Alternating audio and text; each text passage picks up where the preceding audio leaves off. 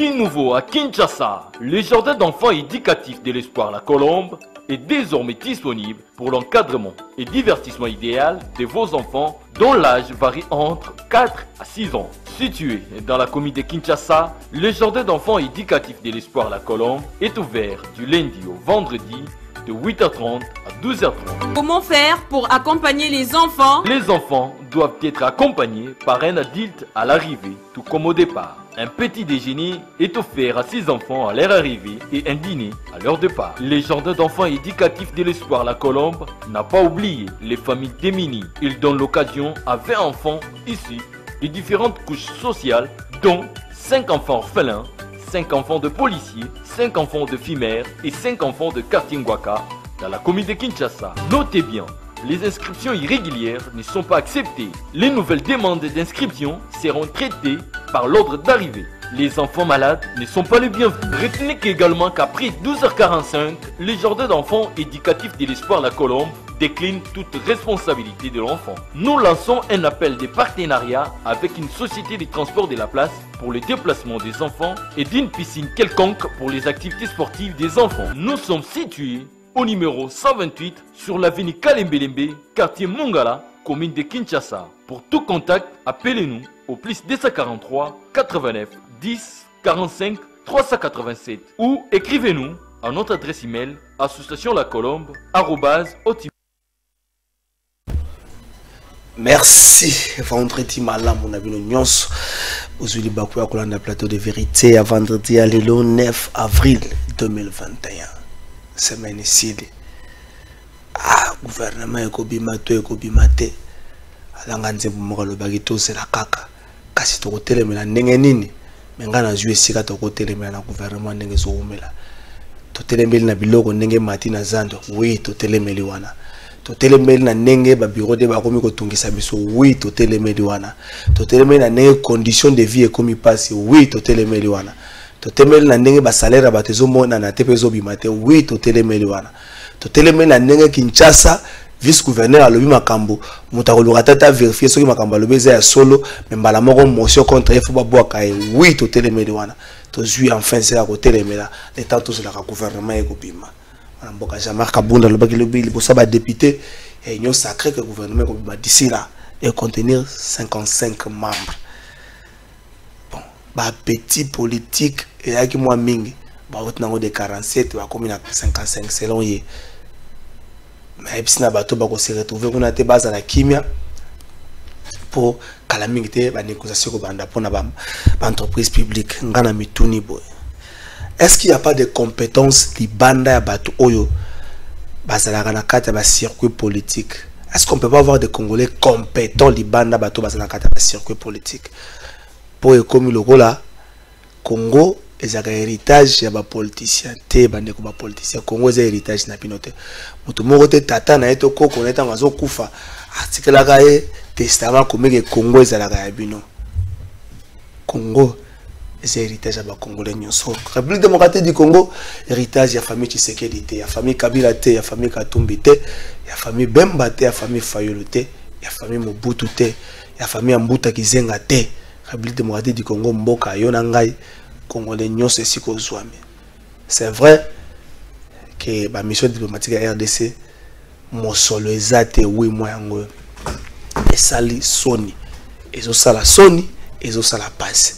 Est-ce que sengi na biso na kati ya to swanaka mais na libanda bata na biso bato bazanga lokumu un certain moment to yeba nini to lingi le quoi to ndimaka que la mission diplomatique na biso na bamboko songolo pakala to yeba pe ko pesa na ba Congolais baza ko représenter biso kuna lokumu pour ça la RDC ndeza kusambwa na bangonga wana donc to bongisa yango côté wana to mekana no te ko sala obiso bo biso bo.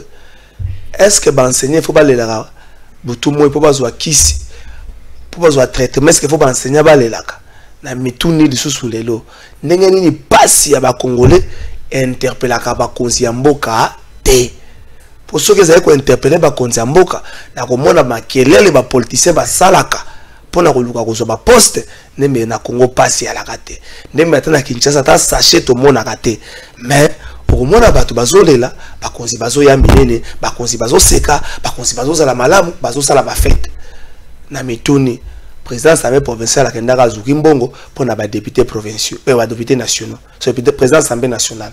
Essaye bango zoka 5 millions pour na bango. Mais mon connait le président Assemblée nationale le bagenda plénière et bandé cité enseignant boza na kimia na kota ki pe na luki na Zumbongo na ngo pour na bino. Mingi pensa égoïsme qui passe à ne musu c'est ça congolais. Donc c'est égoïsme qui passe à nango congolais. Pour Congolais vivre kaka pona yemoko. Est-ce que mboko tokotonga yango bongo de 60 à aujourd'hui toza wapi na certains ni na Congo o makambo zo simba. Ezo simba mingi secteur za moko makambo zo simba motema mabe. Secteur ami balé égoïsme. Côté kuna Congolais ezo kende liboso. Mais sozo kana secteur à développement kuna boko swana. Makambo lo ba Congo zebele. Tona ko beta politique te po politique ya mungu tuzokanisa ekoyaka langa nzimuka lobaka ekoyaka kaka tozozela pe kaka mais nazotuna kana ba député provinciaux c'est vrai vice gouverneur ba communication na ye ezalaki malamu te mais est-ce que contenu à communication na ye pesa lokuta ba député provinciaux vice-gouverneur na baneli communication na ye ezalaki malamu te. Est-ce que contenu à communication na ye pesa lokuta? Est-ce que monsieur le gouverneur a géré Kinshasa de lokola ligablo na ye wana pe esengeli bo vérifier si boko isaye to te pate ndeko nerombu nengo zawana yebake bako isa na bango yo po so mikweli. Mais est-ce que makambo soulevaki ezalo lokuta ba députés provinciaux? Est-ce que Kinbo Peto a un plan d'action? Ba députés provinciaux. Est-ce que Kinbo Peto a un financement? Makambwana vice-gouverneur a soulevé Kango. Est-ce que le gouverneur a dit que la reine a beaucoup de Kango, le roi de Bakangaba n'a sachet au Bogolia lundi, Bogolia mardi? Est-ce que Makambwana a cosi? Ce qu'a cosité, Bolo va la place publique. Mais Bisso le roi de la ligne a biso boy to le bio koya mais ce que boyega ka le bio comme le communication na ye la manière n'était pas bonne wana penza rendez-vous za na 2023 nzembo wana ya lèche na 2023 ba to nyonso ba ko remixer yango to ko voter les sources 2023 donc na sugisi wana est-ce que to na Congo troyo ko lia te biloko biso mo to zo produire? Est-ce que na Congo et c'est que tu importer l'osso, tu importer ma sang ou tu as vu le lingue basaleli yangote? Est-ce qu'on peut pas consommer réellement congolais? Dès que j'ai remarqué qu'ambinga ya kana les conditions à consommer congolais, bon yemo peut koza soukela nango, ngape na yebi nangate. Mais est-ce qu'on peut pas consommer congolais? Tu peux consommer te le kozo na bukanga lonzo. Ezobi mana service national ba chou ezobi ba kota ba kimwenza ba côté anjili brasserie toko consommer biloko wana te esa na groupe bilenge moko ba vandi ba kanisité na Congo toko consommer congolais ndenge ba koleka lelo lobi ba leka ki na top Congo lobi ba zoleka lobi okuna pe ba koleka na chaîne mususu mais okotika la komona te ba associer bango ata na projet bukanga lonzo pour ceux qui ba associer bango ba koyaka na mayele. Comme si on a la bisika ya mbongo ekoleka bako associer bango te mokonza mboko la kaka yo usala ba congolais ba millionnaire na mandat na yo to komi na 2021 tout ça na le 9 avril ba millionnaire bako ya na mbula nini? Est-ce que ba millionnaire ngo déjà bandi ko sala bango bandi ko moko boye na ba action yo propulser na impulsion na ba combien de ba 500,000 ya francs pour 1 million de fois à $500. To ba millionnaire ou la rabi c'est la mingi ya $. On peut ça rappeler ba détail mais biso moto kanisa ke zaka ya $. Est-ce que ko ça le maté bandi ko bazali mali mapendo elingi ko loba nini ezo sala musala nini bali na produit moko engrais naturel engrais biologique je crois que c'est ça baye nango ezo sunga biso mingi na makambo bilanga moni ba engrais chimique soko tia ba tiango na biloko soko le biloko ana ba conséquences za kana banzo tabato ko mona ngo lelo te mais à la longue ba conséquences ko bima mais oya bango za na ba conséquences te c'est l'explication la bango ba ko pesa plus de détails Mali Mapendo za eloko nini babandi ko sala musala depuis mbula nini est-ce que engrais o bango baza ko lobela azomite basi basaleli yango ngamoko na meki ko vérifier ata na inera azomite na inera bayebi yango nanu te bayebi yango nanu te bato bayebi inera te boluka bo vérifier boye basoki inera nini na vérifier na inera bayebi azomite donc ça un peu eloko moko ya sika mais c'est dans le secteur agriculture ça peut dans le secteur élevage et le roni bango bazo sala ça na sengo ya koyamba délégation moko ya Mali Mapendo basali ya 4 personnes sur le plateau na bana représenter bango mwana mboka ingénieur Dieu merci Kasati ndeko nanga bonio benda miko pembeno benda ka tete bonio mbote makaya mbote de question pona ndingo ya mbibiso na plateau toye awa pona robeta c'était na Mali Mapendo na ba produit na ba service o tozo offrir na population. Vraiment merci na ozongi na yo ndeko Célestin bonio naza malamu mbote ndeko journaliste mbote bandeko na biso sozolanda biso lelo toye awa na kombo ya Mali Mapendo kolobela makambo ya etali bilango. OK. Merci ndeko Célestin mwana mboka Vincent Mutombo ndeko nanga boni malamu ndeko journaliste mbote na yope et puis mbote na balandi nyonso ya chaîne na biso tolinga ngi Congo web présence na biso awa ezali pona koya kolobela secteur oyo batu nyonso bayebi que eza un tout petit peu négligé na part ya gouvernement na yango na kombo ya Mali Mapendo qui est une société agricole pe na engrais oyo to importé kouta États-Unis alors toye pona kola kisabatu que nyonso ezali possible et nzala ekoki kosila na mboka. Merci ndeko ngai mwana mboka Bernard Kilungu boni malamu ndeko trésor toye ko beta CT comme baninga bauchi koloba wa ya secteur oyo agricole oyo koki kozwa bato ebele na misala au travers ce secteur bien sûr misala ekoki kozala ebele ba jeune bazali kotula ba université zali kotindika des milliers de jeunes chaque année mais qui ne font rien sur le marché. Il y a misala ezali zéro. Alors toye na makanisi non seulement en grain, tozali na ba service, na ba makambu mususu etali makambu bilanga. Vraiment nous sommes venus pour apporter des solutions s'il faudrait dire ça. Mali Mapendo loroni. Mali Mapendo ezali société œuvrant dans le domaine agricole permettez parce que lingala nangai ezali mwa mobolo mingi ba auditeur et ba téléspectateur ba limbisa mingi. Mali Mapendo c'est une société agricole œuvrant qui à son centre dispose produits et services. Donc Mali Mapendo vient apporter des solutions là où il y a des failles. Dans notre pays, vous allez voir Toyoki ba projet ébélé dans le domaine ou dans le secteur agricole, notamment Bukangalonzo, Daipen et tout mon chien.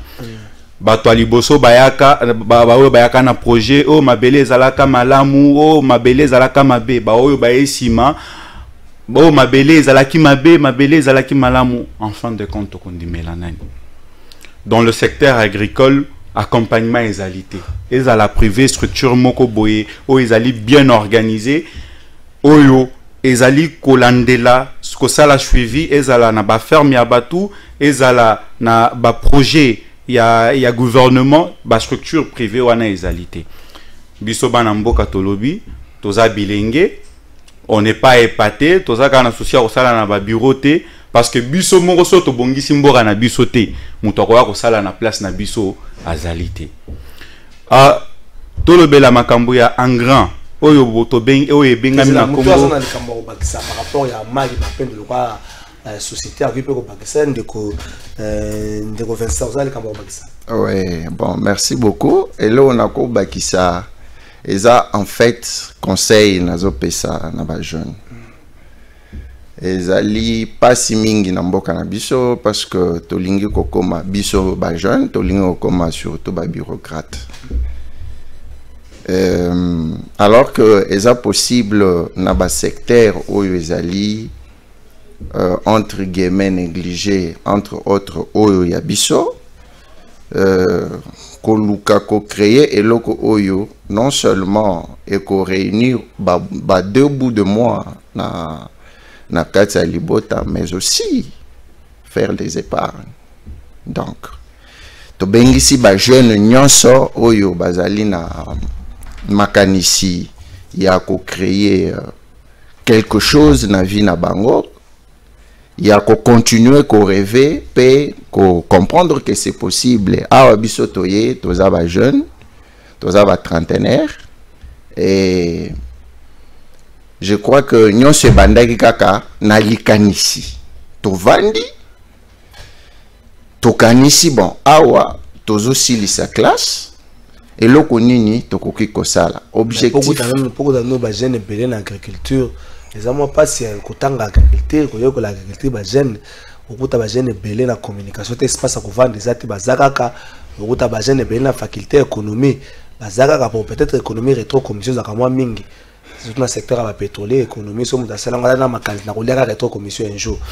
Beaucoup de jeunes dans la faculté à droit, baza moi mingi, ata yebike aussi mathématique, yebike un jour na kuliaka bon, beaucoup de jeunes dans la faculté ya agriculture, ou muta kanisa ki azwa mbongo na lolenge moko bo na Congo za moi passé, congolais jeune, azo kanisa kokuta na mbongo akomi millionnaire mbala moko abeti comme si c'était dans une baguette magique.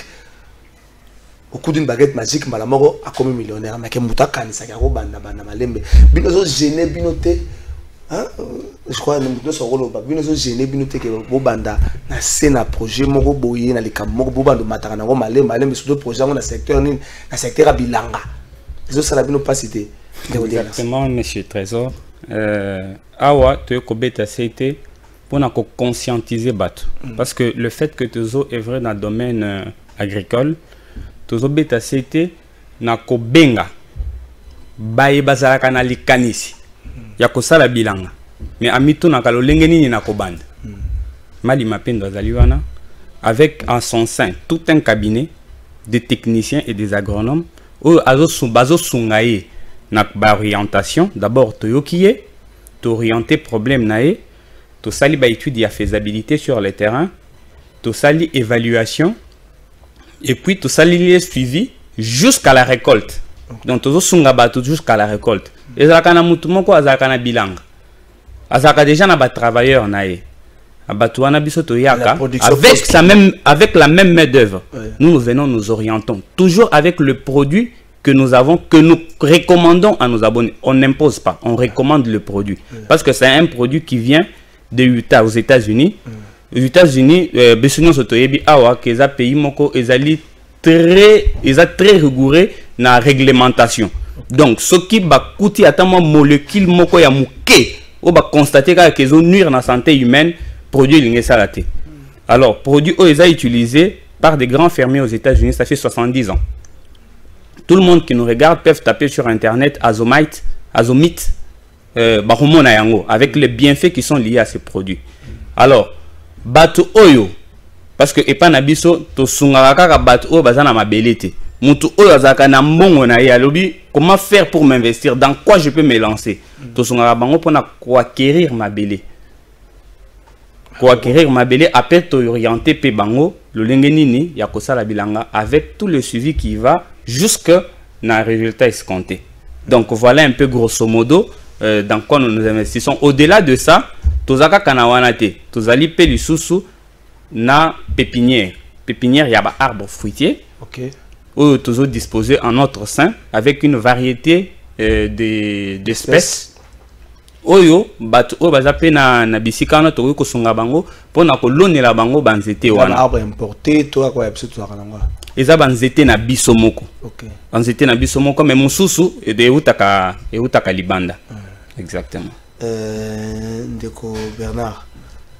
Merci Ndeko. Yozo ka sonité que ba mono elenge bo lati linette bo vie claire bo o agronome. au mingi lenge bona Congo sokaza boza moi fa benga juriste. Je suis juriste moi, je suis juriste. Je suis ingénieur en informatique, je suis ingénieur en programmation. Basa makasi atie sac moko na Congo. Yo so ka sonité qui ozo ya ko na place publique ozo beta lisolo ya mabele. Na Congo so mta beta lisolo ya mabele mingi na sous-sol. Exactement. Exactement de côté raison d'engue uchu koloba, moi ça ne me gêne à rien. Okay. Aujourd'hui, il faut to chaka na mitu. Eza na domaine mo côté oyo ezali ko futa lokola bilanga. Batunde bayebi ko s'investir te na domaine wana. Vous pouvez voir et c'est vérifiable même sur l'internet. Tango moni en pays lokola Afrique du Sud où les jeunes s'investissent plus parce qu'en Afrique majorité à bas jeunes au bazali ko s'investir mingi et na makambo ya bilanga c'est l'Afrique du Sud. J'ai personnellement na mona kango. Okomona année passée par exemple baouti ko mobiliser le jeune en termes il y a exportation, c'est vérifiable, vous pouvez voir sur YouTube ou Google 3,2 milliards de dollars. Vous pouvez vous imaginer ce que au balançango bien comparango na budget na buso. Donc ils ont déjà budget na buso. Ils ont presque budget na buso. Donc moi ça ne me gêne en rien, je suis fier de ça. Il y a kolobela makambo bilanga kolala na bazamba, je suis vraiment fier de ça. Et naebi eloko nini nazali koluka naebi que na makambo ya bilanga parce que batu baebi kaka ke bilanga c'est la forêt. Batu baebi ke bilanga za musala moko ya ba pauvre. Exactement. Il faut kolongola bien sûr. Eza lokola na ba mine okuta ba mususu bazana ba beche to ba mwasa ba luka ba minéré. Mais na ba pays mususu quand on parle de l'agriculture, eza ba industrie. Omoni nde philosophie o biso tozali koya nango. Donc vraiment mutuna wana ça ne me gêne en rien. Tobetali solo ya Azomite. Azomite zali produit phare ya mali mapendo. Azomite lokoneni bobengango engrais biologique 100% naturel. Surtout mesana mingi na Congo avec na Afrique et le reste du monde mesana mingi na engrais chimique. Engrais chimique toyebi yango. Est-ce que bino boyena engrais biologique et naturel et lokoneni? Ndeko trésor. Ndenge to chukoloba to aba jeune. Et au pesa ya msu kanda au vandi bobi. Pourquoi mboka na ngai e koza la boy? Papa, na pesa no exemple moke. Omoni muto auti libanda. Muto auti libanda e ko se faire des millions et des millions de dollars. Na ndenge nini? Okuta mutu moko aye na mboka asali mwa pulaye. Ye moko awateke la bino basoso. Ye moko awateke la bino mak. Et puis ye moko awateke la bino alimentation. Aliment plutôt. Il y a bilei ya basoso ou bien bangulu bilei d'une manière globale. Yo tangozo ya kosomba ba poussin OK osombi alimentation pour pesa basoso o ya yo. Est-ce que okanishi ke ekozala ba résultat ekozala ndenge moko? Tant bien même que ya kosala basoso ebele yo muke. Okoki kosala remarque wana ezali ndenge moko te. Comme yé pour ezali lié na politique commerciale. Comme yé azali côté que la bino biloko wana akolingate que bozala na produit moko sur le marché. C'est-à-dire zote que la bino aliment o ezali incomplet. Soki na composition y aliment wana ezana 10 éléments ou à côté que ça 10 éléments te. Ce que nous vous disons c'est vérifiable. Omoni. Alors, biso toye na produit na biso. Azomite, ezali produit, ou bien en français azomite, ezali produit moko, okoki ko utilizango na bilanga, tout comme na makambu ya élevage. Azomite vert. D'abord, na concept il y a produit, c'est un produit naturellement biologique. C'est une poudre de roche volcanique qui n'a subi aucune transformation chimique. Et les kikaka na ba concasseur, ba broyango, ba chango na ba sac. Exacté que faut ça ba tazoma, des alors la menga ngoni. ezali lokola lave na goma pour na bandeko basi bakoma goma bakoki ko remarquer pembeni ya nani ya volcan okomona na mabanga exactement même pas même jusqu'aujourd'hui exactement azomite ezali riche plus na oligo-éléments ezali riche na silice azomite pour na bilanga ezali avantageux c'est utilisé en agriculture pour réduire les coûts d'abord na lolenge kani lelo komona na ba engrais oyo songolo pakalao bazotekela biso na ba pongabi ba place oyo batekaka ba biloko ya bilanga okomona que ba engrais wana po utiliser ngo na superficie moko ya 1 hectare il vous faudrait une affaire de 6-7 sacs et sac moko permettez que je dise les prix sac moko ezo varié entre 50-60 $, sac moko. Si vous faudrait pour 1 hectare 6 sacs 7 sacs. Et là, il faudrait préciser, au Kochaka engrais wanate, au bandina un engrais de fond et puis un engrais de couverture. Au Kosala que nani o utiliser basak et belé. Pour 1 hectare. Pour 1 hectare. Comme à peine à dépense, il y a $1000. 1000, bon, presque pour 1 hectare. Mais avec azomite. Après, bah, pour etoyer kakanango boeto memi to bandi kote kate. To sali, bah, to expérimentango. Na ba conditions climatiques ya Kinshasa, azomite pour une superficie d'1 hectare au koki koleka 3 sacs T. Et il faudrait marteler sur un point où ezali que azomite ezali moins coûté 4 fois que les engrais sur le marché. Azomite ce que utilisent en kozala yango moko ezali ko jouer rôle des rôles en tant qu'engrais de couverture. Pour sac nango ezali $75. Et puis pour 1 hectare ezala ya masangu ezala ya nini tokoki ko la kopesa wataka nani catalogue nango okomona nulle part au bakomi 15 sacs 8 sacs nulle part ya ba culture. Wana ezali expérience bisomoko to sala. Ndeko Bernard Zela. Pour 1 hectare, on peut utiliser 5 à 6 sacs. Moins de 3 sacs. Au collecte 3 sacs T. Ce qui ont l'équipe 4. Engrais chimique. C'est vérifié. Mais si on a azomite pour 1 hectare. Pour 1 hectare, c'est au collecte 3 sacs T. Ok. Au collecte 3 sacs T. Pour 1 hectare. Au salipé épandage na yo, biloko na yo, puis ce que aux autres azomite, na ba culture, ezali un très bon bouclier pour na ba prédateur. O to bengineti ba maladie, ba rongeur, o komona biloko ezana santé à bienté. Et puis azomite, o kotindi kamabele en zacherte, c'est-à-dire repos yo kopesa kopemisa nani mabele. Yango ezali d'abord un ko régénérer mabele. Mabele ezala na tango nyonso kosalela mabele d'une manière enchaînée pendant 10-15 ans sans laisser la terre en zachère. Donc azomite avant que tu ndenge nani moninga nanga utaki kolobawa avant que tu biso yambo to yebisa bino même les téléspectateurs bazolanda biso bakakuki kokende sur Google bakomi azomite bakomona ba bien fait nango. Yana epele bande ko bazolanda nazo epele A Z O M I T. Nous sommes jeune intellectuel congolais pour la vérification comprendre que nous sommes masola lokuta ngamo pe na senga téléphone azo vérifier A Z O M I T E azomite na français ko benga azomite donc kaka nengo zo yokango ndenge zo komama azomite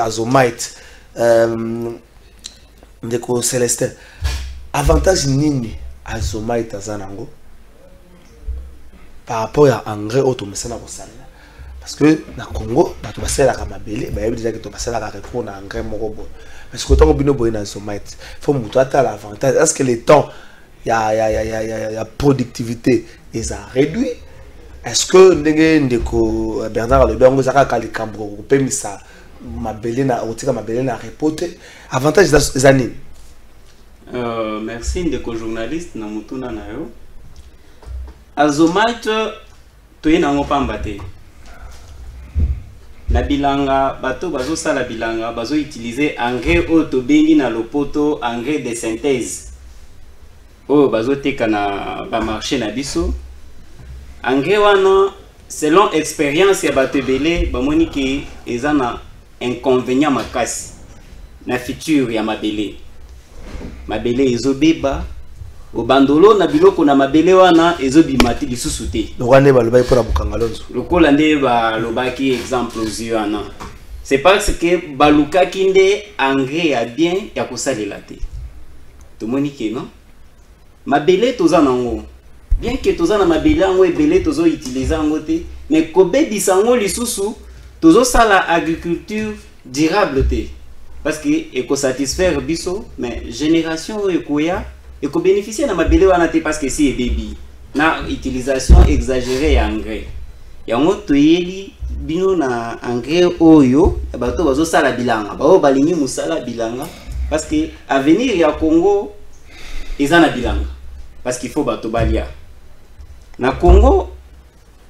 bato bazo utiliser biloko kolia oyo zo uta na mboka bapaye mais lelo so tuni bato nyonso na Congo bakoyebisa ke biso tozala na mabele belé tozala na mabele belé mais mbamboka oyo zo memela biso biloko kolia eza na mabele ni eza na mabele belé te mais bango bazo memela biso biloko kolia biso bato tozala na mabele tovandi tozo sala misala mususu lelo toyeli bango engrais oyo tobengi azomite pona kosala agriculture durable et agriculture productive mutu nyonso alingi asalela engrais atala engrais oyo tobengi na kombo ya azomite oyo toza distributeur officiel nango na mboka na biso.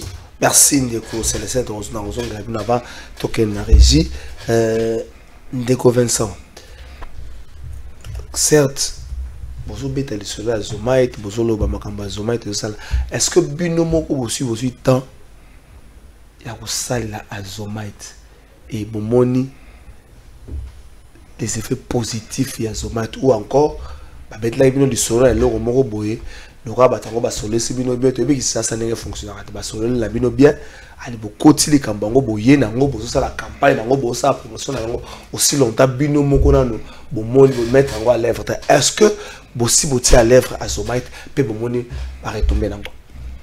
Merci beaucoup monsieur Trésor pour na mutuna avant na répondre na mutuna oyo tuni na olinga na bala e mwa ba mituna mo mikemi bale otunaki bande ko liboso tunaki lisolo ya ske boyo bana boyo ka sonité pona ko sala agronomie et loko na liboso na websa bande ko c'est que l'agronomie est parmi les sciences où est exact et bato balongola na mituna bango ke muto asali agronomie il n'est rien parce que na agronomie toza na ba matière nyonso oyo bato ebele bazozwa tant mususu bato ya ba communication autre bazwa raté toza na mathématiques toza na chimie toza na physique tout ça c'est en agronomie d'ailleurs ezana bandeko mingi oyo ngana yebi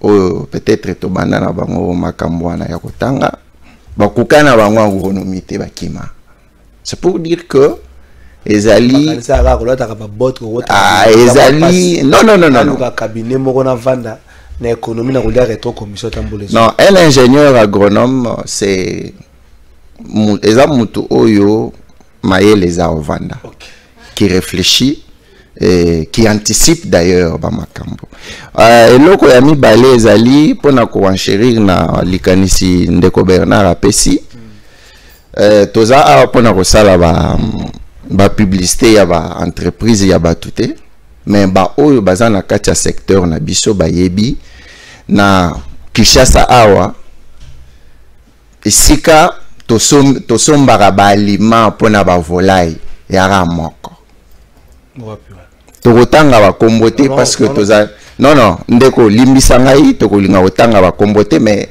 yokande likanisi na ngai ezani soki okei kosomba aliment po ya kopesa basoso na ona ba entreprise wana okozwa sac wana composition ya aliment ezate je vous dis vrai et c'est vérifiable. Sima ya émission na kotangelo kombo Et puis yo moko en tant que journaliste d'investigation notice exacte na koye bisayo na ba engrais mutu soka zoteke eloko na ye akomaka composition eza composé na eloko boye na autant de pourcent tout ça mais na ba sac ya batu wana ezalité. C'est pour vous dire que eloko bazoteke la biso non seulement bazo banga na technologie na bango mais également bazoteke la biso biloko ekokate donc on connaît biloko afoza mwa mingi nazo ebisayo ndeko trésor ba biloko wana okoki kosala expérience ozwi soso ya bango moko ba producteur ya aliment ya 45 jours ozwi soso oyo yo osombie pa na bango obokoli na aliment oyo ya bango ya 45 jours ba soso wana bakopese ndenge moko te eza exemple moko parmi tant d'autres. Donc par exemple les ebele alors na yango etindi biso to réfléchir non balobaka la jeunesse c'est l'avenir de demain ce qui biso tozui relève wana te banani bakozwango oza comprendre. Alors pour répondre na mutuna oyo tuni ya Azomite eloko liboso na webisa yo ezali que kati na biso awa tozali na ba enseignant ya université bazali ko tangisa makambo to loba. Alors nazoya na ezali ce n'est pas pour rien à soulever le corona. C'est pour dire qu'un scientifique azali mutu moko te akola mukalobi babengi ba ebise eloko wana esalaka boye puis il passe dans les médias pour na rediffuser ba message te. Soki tozali awa Azomite komi na mboka na biso ce n'est pas maintenant. Okay. Et comment qu'ils ont moi période moko où il fallait que tout chango sur le marché. Mais tout quoi que chango sur le marché t'es tant que biso moko na to expérimenter en côté. Tout quoi bisa ba utilisateur nini. Parce que c'est un engrais fabriqué aux États-Unis et puis ils ont utilisé aux États-Unis depuis 70 ans de konanga ou chukoloba et tant que awa il faut biso tozwana en tant que ba scientifique d'abord.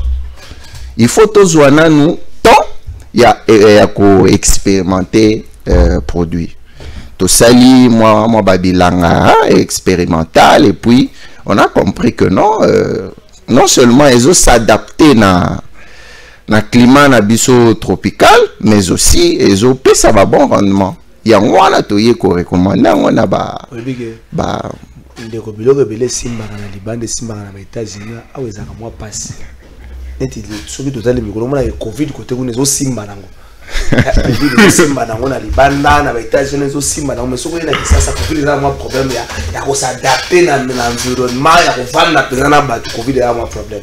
Est-ce que vous vérifiez déjà bien que Azomite zo simba et c'est quand ndoko kendo vite musala oyo mali mapel makambo mali mapel na les ya solo potala makambo Azomite sala yango.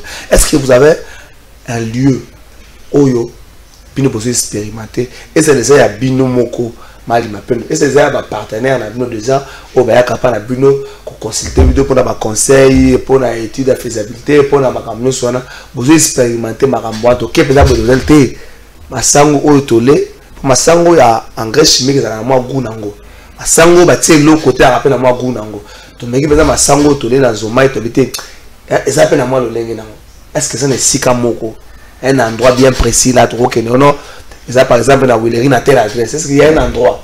Oui, il y a une adresse. D'abord non adresse ya bureau na biso tozali na avenue bypass na commune ya Selembao non loin ya école Eucalyptus à 5 non wana les adresses à bureau à 50 km 50 mètres ya université catholique.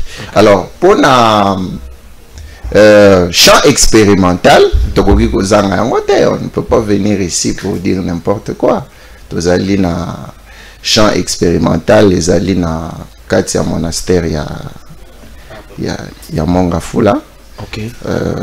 Je crois que yo en tant que journaliste, un jour, tokosala de manière à ce que tobengisa on a terrain oya na ba caméra et puis ozwa ba image pona koya kolakisa ba téléspectateurs que maetozo loba ezali kaka pona kosala ko commerce te mais maetozo loba makambo o ezali ya solo. Merci de converser mon tomoto qui n'a régi quelques minutes. Et puis nous tous sur la boîte. Bah tu vas me faire dans l'émission. Il y aura reproche dans ça dans la souka. Parce que tu dois vérifier le message au monde ango. Nego trésor émission là qui les lo émission là c'est bino ndenge bozana. Tena kozo émission là uzana nzala. Uza chômeur. Uzana espoir te que tito comme en 2022 okuzwa musala. Donc uzana ba classe nyonso ya mutali mo na existence ozana ngo. Mais bandeko baza bilenge lokolo. Kamsusu yoza mukolo na bango. Mais liboso lopana kata lopango na mino wata na espace vide moko bo oyo kokona ta masango kokona ta mateme lombe atu bateka ba maman bateka biloko na ba sombi yango pa na yo ba ke koteka yo ko miko zwa mbongo po maman na ba ko miko biso papa biloko yango ko les atu ya kozwa mais ozo sala loko moko te o vandi on otala ande ko trésor émission lelo la ki bino émission pose la bien o avande ko to le biko to kabila moyibi avande ko to le biko Félix osala loko te falu la kosi wana émission zaki si faut to réfléchir pour to tombola Congo émission za ma paix émission lali au juste to lingaka nini pona mboka na biso to koma ko lingana eloko to zo lingana na Congo mona opesa mokonza mboka réseau to zo yeba te mokonza mboka ke na Addis Abeba lobi bozo kumisa a chef de l'état pona nini aussi longtemps la condition de vie africaine to c'est boza l'exigeant mais bato bazo ko koza l'exigeant te to lingi nini nani muto ya ko te ya biso pour to comprendre pour mokilité ya bato biso mokilité ko so ko te ya biso bandeko na mamna zo beta mamba lokuta te Patrick to kazo sekane nazo parce que fongoli téléphone nga zo mona makambo za kuna émission elali émission bandeko bazo pesa solution to kota na bukangalo za va émission suka to ta soki azoma ete ko sapeke bukangalo zo masango ya metango kulia masango vimbi oye munene mboke komi ko bonga me bandeko bazo kanza pomboke bonga bino bokipe bangote to kena na récito pe mwa muke to ta elemo bandeko ba olela kaka Congo bandeko balila kande mingi bandeko ba proposer ka ba solution lokwa bandeko mali mapendo bakamwa muke to kena récit d'acheter les produits pharmaceutiques parce que l'État ne parvient pas à payer les enseignants convenablement. Un petit salaire, comment on peut se prendre en charge sur le plan sanitaire? En tout cas, le gouvernement a un salaire d'enseignants et puis l'année ma santé d'enseignants pour que l'enseignant soit en bonne santé et pour que nos enfants n'étudient plus bien à cause de la gratuité. C'est ce que je voulais ajouter. Nazo répondre na kombo ya Mousseng Hubert, secrétaire national et à Sinecat chargé des affaires sociales.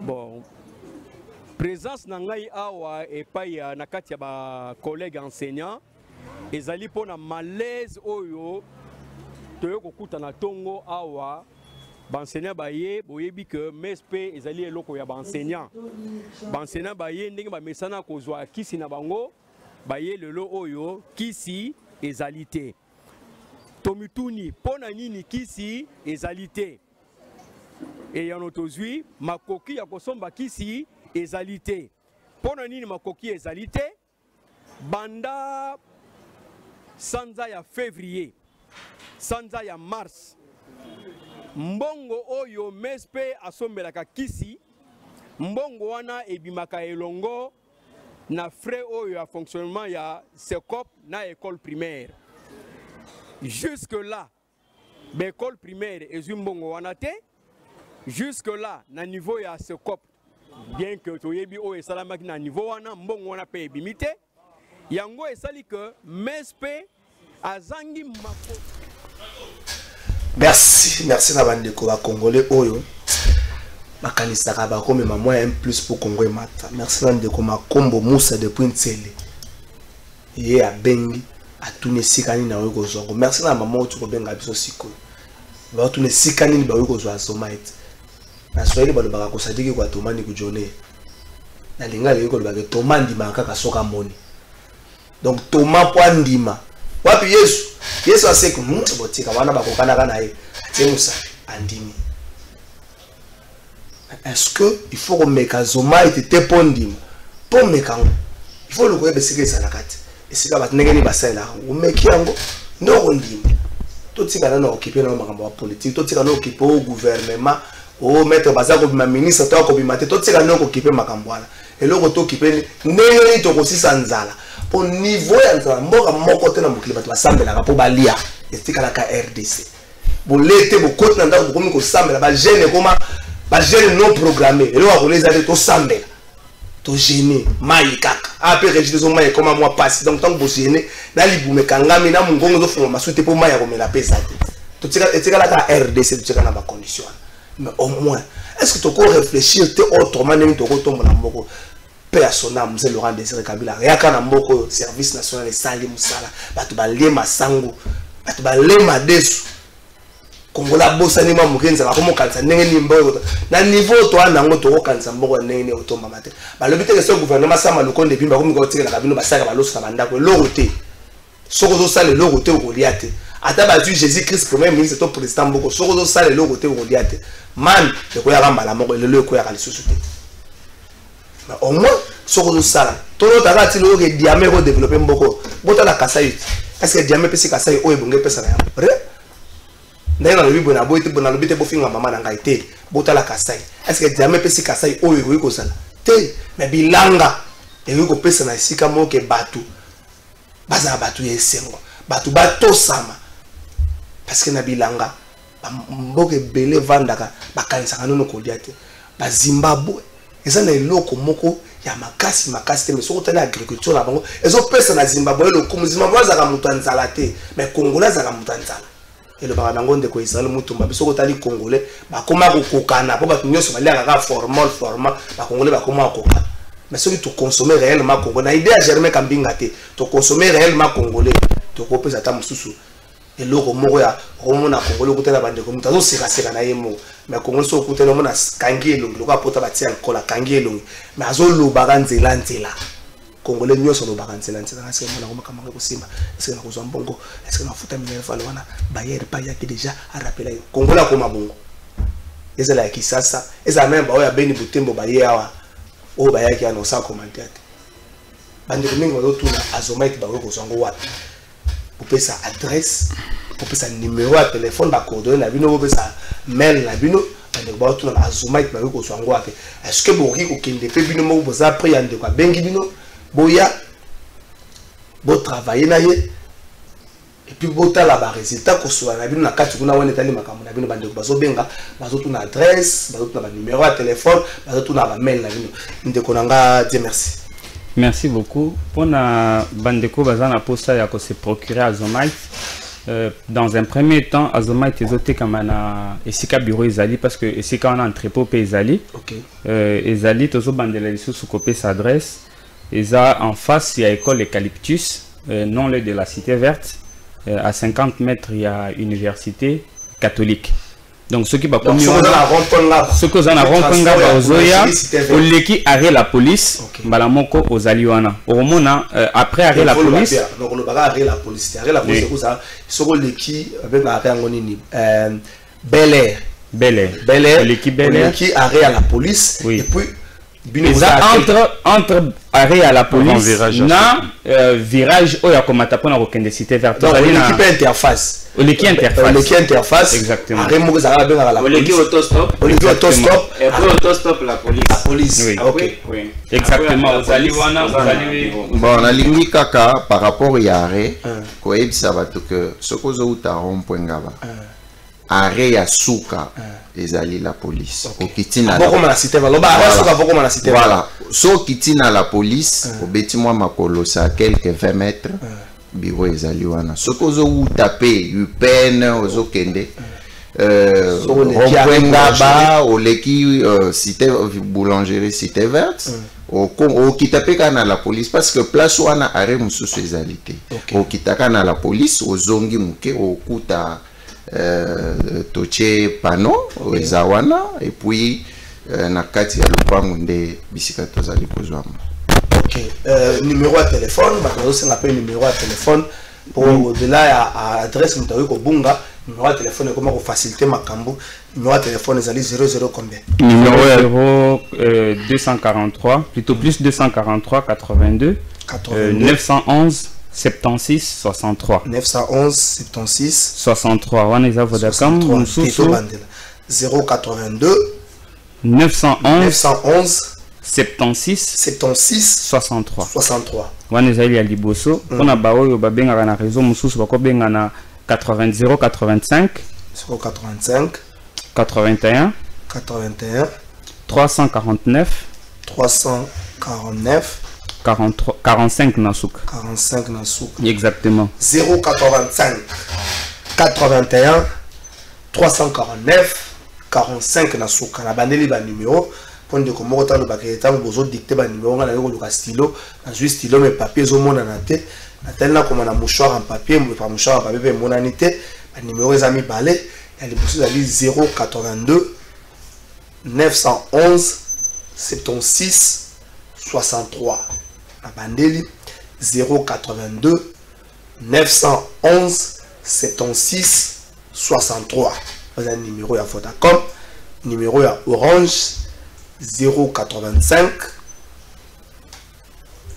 81 349 45 085 81 349 45 bandeko benga bandeko ya mali mapendo ndeko trésor pardon na kokata lilobate mais tozali kaka na adresse ya téléphonique te bakoki kokomela biso pe na mali mapendo na mail na mali mapendo 92@gmail.com to bakoki kokende na site na biso internet ezali www.malimapendo.com. Attention, site internet eza le terme approprié, terme technique en chimique. Actif. Actif tout ça le mot bosala kaka bosala na mieux mot ezali actif. Ba site belé a pesa na Congo ça va soko ba pesi donc soko côté à partir de to yango na to fungoli au site et puis plus rien. Te bakoki kokota bakomona biso et puis na page Facebook na biso. OK. Toujours na kombo ya Mali Mapendo. Mali Mapendo M-A-L-I. Et peut-être dans la site, pesa Nemo tout ça séparé. Nemo. M-A-L-I M-A-P-E-N-D-O. Mali Mapendo. Donc Mali Mapendo. Nenge komami na ba polo ya bandeko bazawana. Na osengela bango te. Mais est-ce que tu as vu comme méga bango peut-être un projet à Bukangalonzo? Olé bon, balabi ba Bukangalonzo bazonga batekela ngo mutu moko akoma kolona diamba kula. Bon, batuzo balobi na diamba na masango diamba za kamwa prix ya likolo ke masango ngaite honorable adosi mas na oyame pe kala mingi ta ko ba makambo na ngaite pour ba goto zoka la fozo ba makambo diamba na plateau ngaite honorable adosi ndombasi. Bo diamba za kamwa prix ya likolo ke masango ngaite. Mais bandeko bino par exemple avec Azomite masango ko ça combien d'étapes to liam Azomite d'abord il faut qu'on préciser que tango tozali ko ça les lango tozali na ba avantage neti masango ezali tozali na avantage à 15 jours pour la récolte ezala na masango ou bien bibwele. Donc ceux qui masango ça là 4 mois par exemple, il faut réduire 15 jours. Il faut qu'on réduire 15 jours. OK. Ezali ko booster ou ko propulser croissance. OK. Et bon on a bite écouter bon. Faut tout ça bloquer ba to balera mingi na vitesse. Bite écouter c'est à partir de 12 jours 14 jours tolier bite écouter. 12 jours 14 jours. Oui. Donc tant au ba to ba kota ki na retraite il y a 30 jours. Ce que l'eau au travail na Azomite tant ba ko bima on proposer bango ya roli. Bien sûr, vous le dites. Nana vous a ministre agriculture na gouvernement Samba Lukonde. Na bato ce ba proposer que 3 noms. Est-ce que bato na bazana ba projet to bazo ça bazo préparer ka ba famille na bango na équipe na bango na cause la ministre. Problème peu msusu yango. Bon le champ expérimentation la vie nous la monga fula. Est-ce que tu veux que c'est ngate na bato? Tu invité bato officiellement mais bato ba ya na désordre té. Parce que ba congolais ba linga mingi ko mona to invité bato officiellement ndeko nanga Vincent bato ba ya ka batalaka. Ninyo bozo sala. Ça leur permet ya koyeba ceux qui ba ko travailler na bino avec ça leur permettre un peu ba se décider une fois pour tous ceux qui se lancer dans ma camionnette bino bato belé na kata ba parcelle na bango bazana ba espace mettre bazana la parcelle na ye azana espace ya kota ko tia matembela ko tia moi bite kuta ko tia moi ngai moi ponda ko na pe tomate na kisasa ya kanezaka na lopango soko baluki na simokuta tomate na nino mais depuis kisasa mapango nyonso bato ba morcela yango ekoma katelanga awa lopango 7 mètres mataka likolo. Ce que vous avez rendez-vous dans Noé, tout na nani to éviter mais bato espace za kasu supensate. Mais est-ce que bokoki te ko benga bato ba ya no batala oyo bino bozo sala.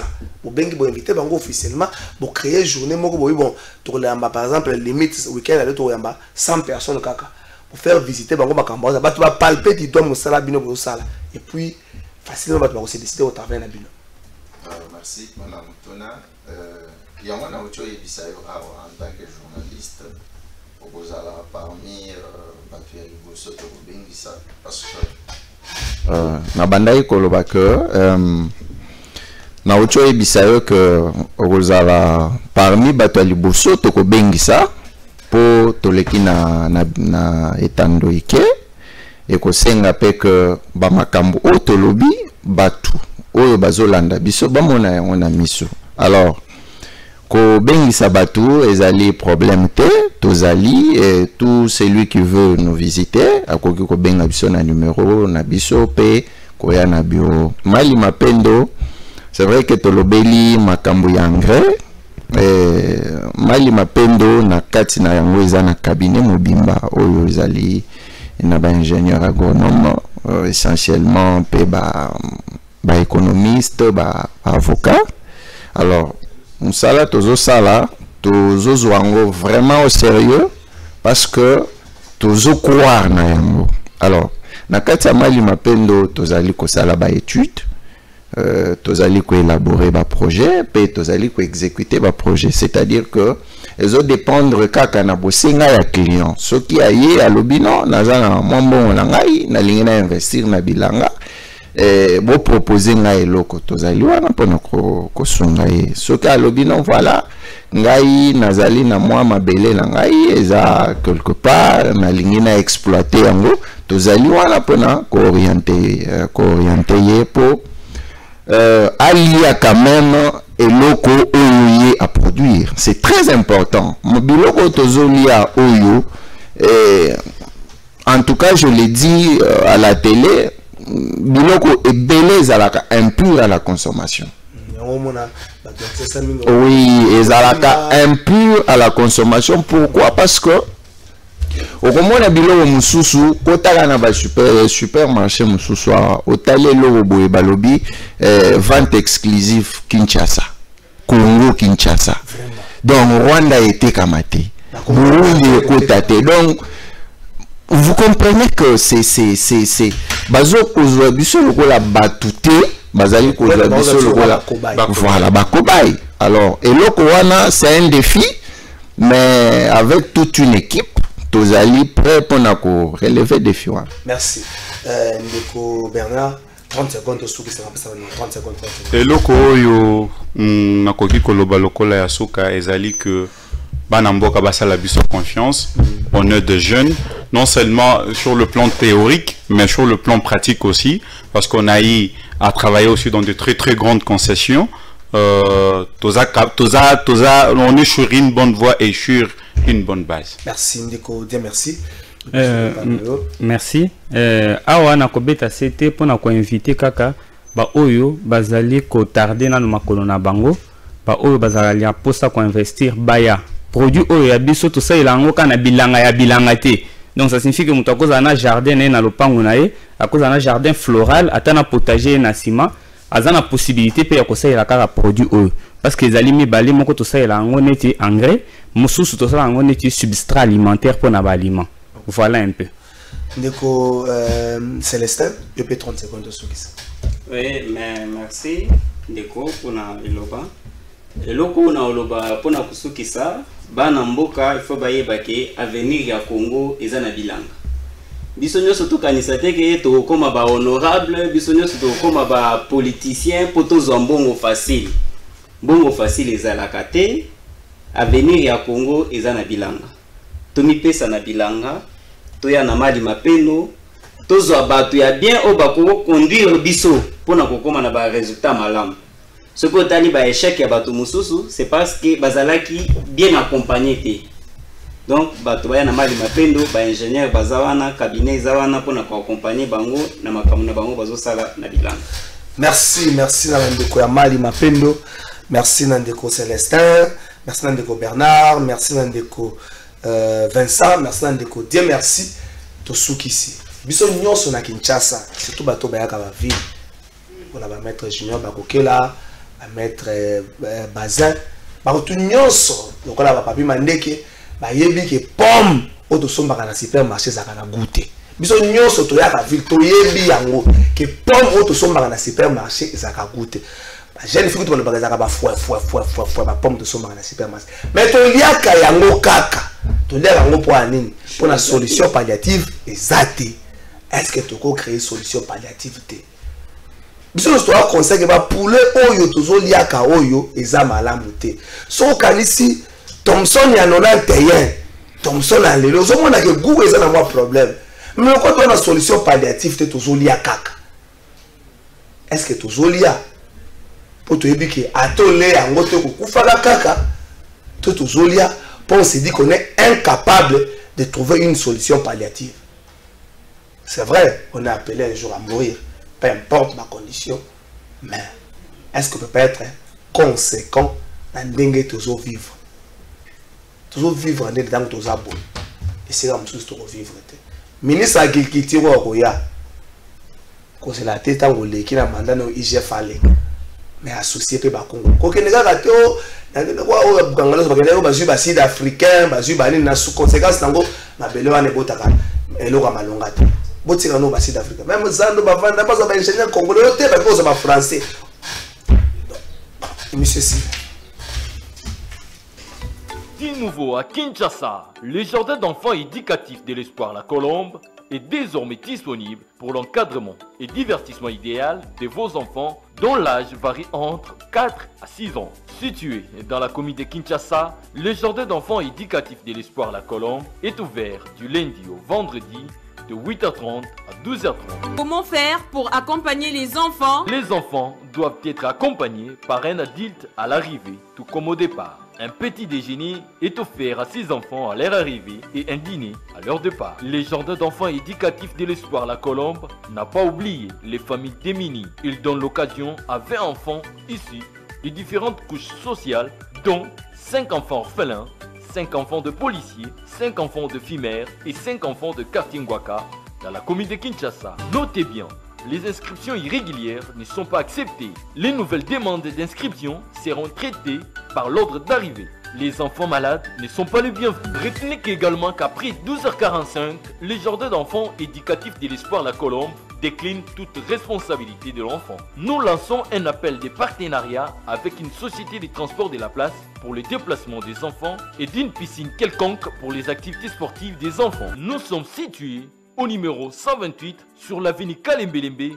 quartier Mongala, commune de Kinshasa. Pour tout contact, appelez-nous au plus 243 89 10 45 387 ou écrivez-nous à notre adresse email associationlacolombe@hotmail.com.